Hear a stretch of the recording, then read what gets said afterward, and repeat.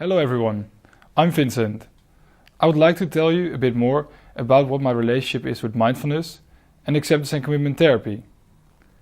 When I was 18 and was traveling around Asia, I decided it would be fun to do a meditation retreat.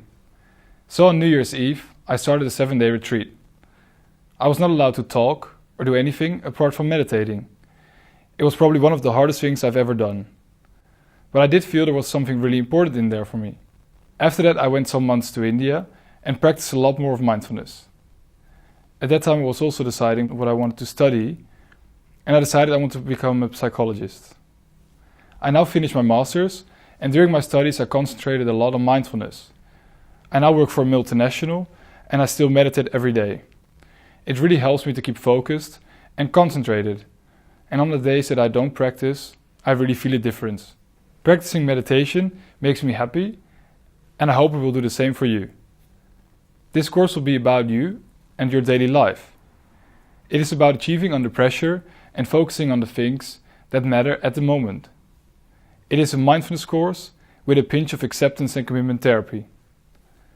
The course is divided into 6 sections, varying from the basics of mindfulness to switching off autopilot and how to improve your focus.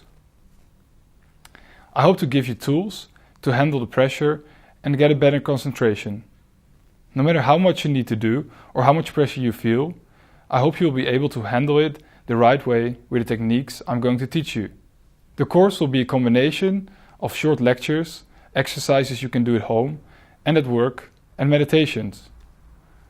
I will tell you more about the structure of the course in the next video. There is some reason why you chose to do this course. I would like you to think and make clear for yourself what it is you're trying to achieve by doing this course. Maybe you can even think about some goals you might have and write them down. It is good to keep clear when doing this course why you are actually participating and keep in mind the bigger picture. Good luck, and I'll see you tomorrow.